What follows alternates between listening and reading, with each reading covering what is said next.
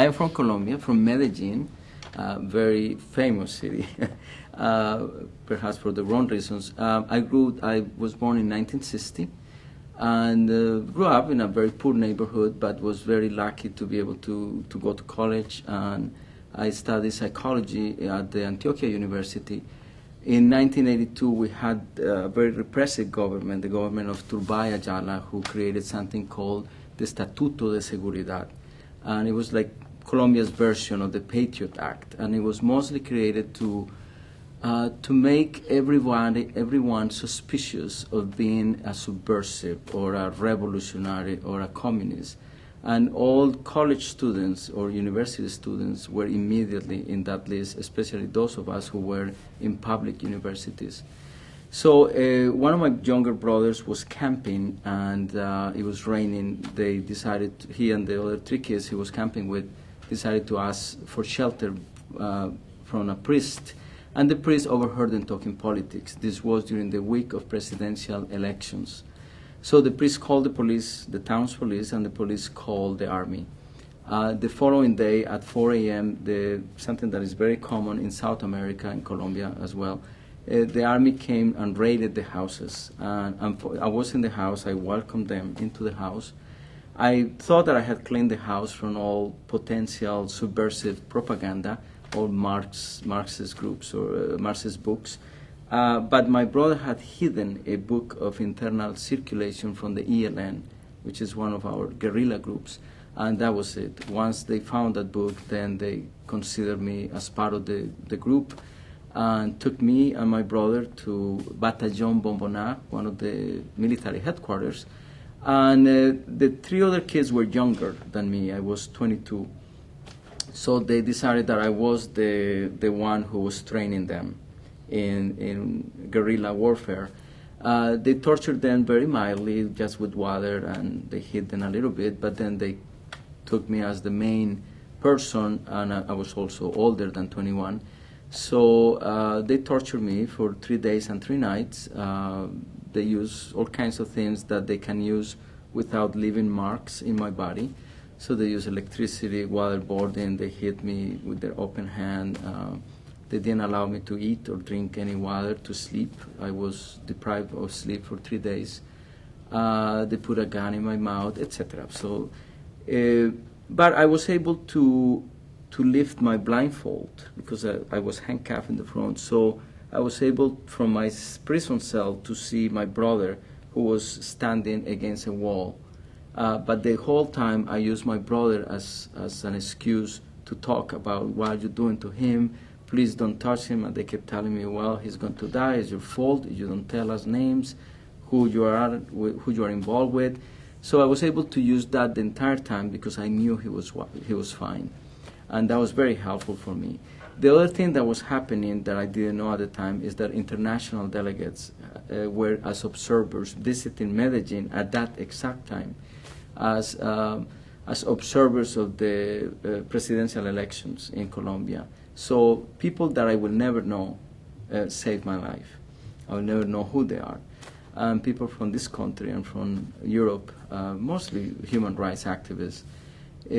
So they couldn't prove anything. I didn't say anything that was incriminating.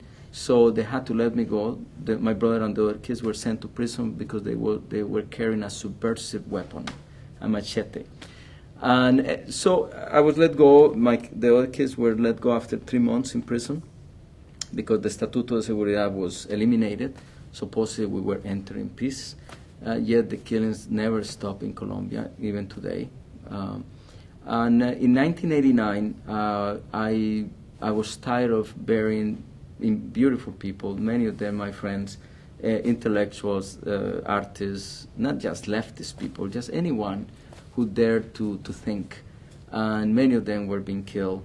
And when 2 of my friends were killed next to me, Dr. Hector Aristizabal, who was the president of Human Rights, and Dr. Leonardo Betancourt, who was a medical doctor, they were killed accused of being helpers of the guerrilla, nothing to do with who they were. So I decided to leave the country, and I came to the United States in 1989, the last place in the world I wanted to be. but I needed to leave the country, so I found a visa.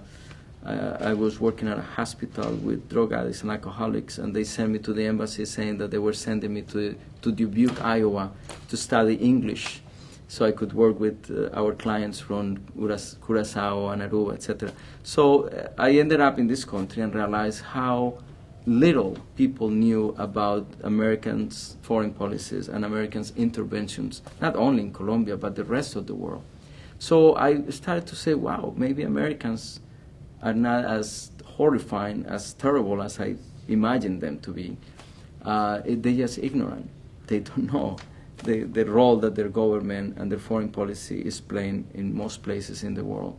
So I began my work here as an activist. During this whole time, I have obviously dealt with my torture. And as a therapist, I also walked to therapy, so I dealt with that for many years in therapy. I did plays in which I did improvisations dealing with it. But in 1999, the same brother was kidnapped, tortured, and killed by the paramilitary death squads in Colombia. He was tortured for 10 days, horribly, and shot in the head, like many people, almost 20 people a day, even today, in 2008 in Colombia, are killed like that. So that really awoke that wound for me. That's completely put it raw. I have a lot of problems after that. Of course, I wanted to take revenge. I wanted to kill. I had fantasies and nightmares, constant nightmares. But I'm not a killer. I am a therapist and an actor. I love beauty. I love my kids. But I was trying to deal with that. I did some ritual work with some groups. And finally, when the Abu Ghraib pictures came out in 2002, that just put the wound out there for me. And it's very common in people who go through torture that when you see images of torture, it takes you back to the chamber of torture. And I was outraged, not so much by the images because I knew them, the postures, I had gone through them, but the reaction of the country, the denial, the saying, oh, those are just a few bad apples, we don't torture people. And I said, the hell with that. So I did an improvisation for the Victims of Torture program in Los Angeles. They asked me to have a talk, and I said, no, I'm going to do an improvisation based on my life, so people see what torture is. And that started this whole process. After that improvisation, the people's reaction was so strong that a friend of mine who is a writer said, let's do a play with this. And we started working, improvising. It was a long piece. It was like an hour and a half. I told lots of stories in it. But I noticed that the main thing that I wanted to deal with was torture, and that it became also a tool for activism. So eventually the play became 30 minutes, and that's what I have been doing in many places, in conferences, in universities, in festivals, etc. And then I used the play not only for my own healing process, but also as a tool for activism. And that's what we will be showing. It's called Night Wind, and we're going to bring it to what? Cincinnati. Pittsburgh. To Pittsburgh. To Pittsburgh, yeah. The Conference Against Torture. Yes. Tell me, but I mean, clearly that presentation can be pretty oppressive. Mm-hmm. You're telling, my understanding, you're telling the story of your own torture. How do you go beyond that? What techniques? What do you use to go beyond that? To not to make people depressed. And also not to re-wound myself. So it's not because to go and see a play about torture is I would not go to see that.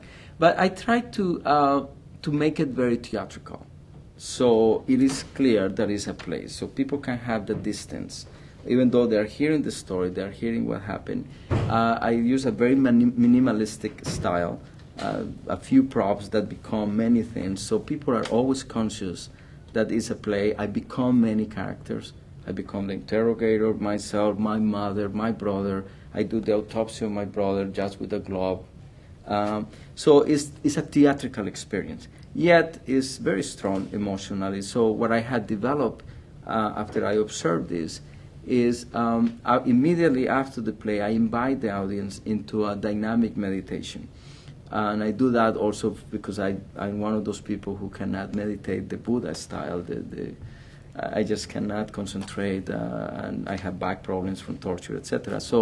So I learned some dynamic techniques. So we do some chaotic breathing, some kundalini shaking, some we call it divine madness, where we scream and say whatever we want to say in whatever language, and then we dance. So what it does to people, it not only it brings their body into the room. So hopefully the play opens their heart, which is the role of art, is the wow.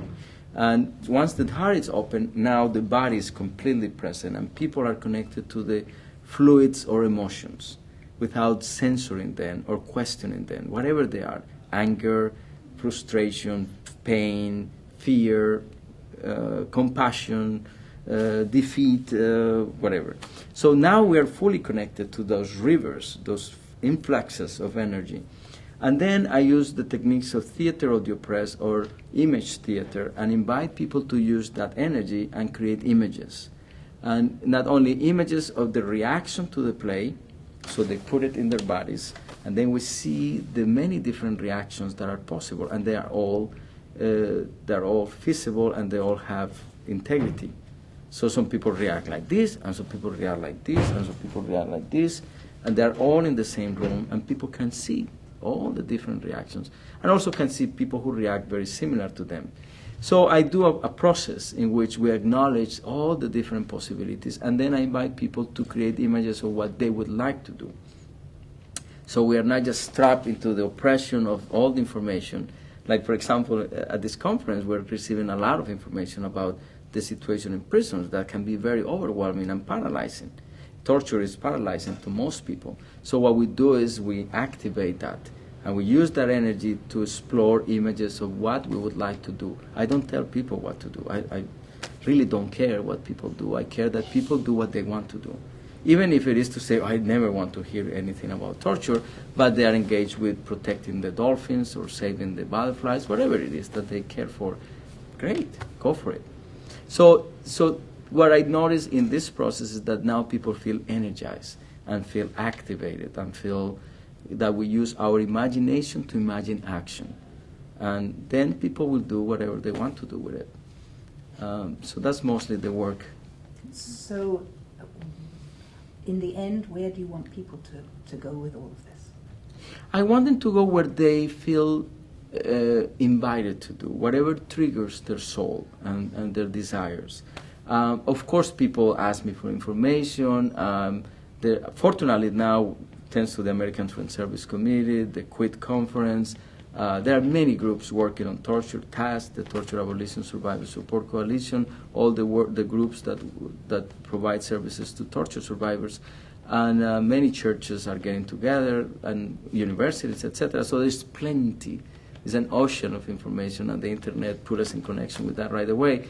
But for other people, is to come to Washington, now we're doing some work on legislation in Los Angeles. We just passed a law to make doctors accountable for their work in prison, in torture, the participation. The APA, the American Psychological Association, is really having a heated discussion about it. So people are getting activated in many, many different ways. And I just hope to be a catalyst and to offer a space for inspiration, not my own, only what I bring, but what other people do. Because sometimes you feel paralyzed, but then you notice someone doing something that it never occurred to you, and you say, wow, I like that. I think I can do that. I cannot do this, but I can do that. So I don't need to feel like this. I can open my eyes and then connect to that. And so I've seen all kinds of responses and reactions. For other people, the play awakens their own wounds. So for some people, it connects to their own oppressions or their own wounds of domestic violence, sexual abuse, all kinds of things. So that's also important, that the play reawakens, reconnects them with their own wounds, and they can see someone who is working on healing. So it's not like, no, not all of us are ready to go there. To go to the wound, you need some antidote.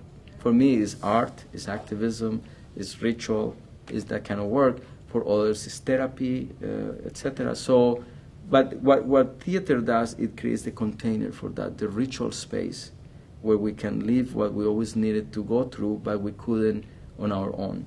So now we have a support system. Every time I do the play, now 50, 60, 100 people carry the story with me. So it's lighted every time. When I do the play, I remember what happened, but I also remember myself, put my members back together in a different way. So it's both ways. The last question. You're going to, the next day, you're going to the conference in Pittsburgh. You're going to be doing a workshop. What will that consist of? What will that look like? And this is something I have been doing in other places, is people get excited about the techniques. So I will share the following day some of the tools of imagination that I have been using, which includes storytelling and how to use stories, traditional mythical stories that they create like a mythic map in which we all identify with different places in the story, and then we connect our story to the story. Then I will use image theater and caps in the head, cups in the head, and rainbow design. I will just show people a little bit of all the possibilities in using these techniques, and at the end we always do celebration, and we do a ritual, and we drum and we sing, and so we'll be doing that kind of work. I've been doing this with therapists, with activists, with teachers, and people interested in transformation. So we just create a container for imagination. No one has the answer. I don't have the answer. But we play and we imagine things. So that's what we'll be doing. Wonderful. Thank you very much. No, thank you.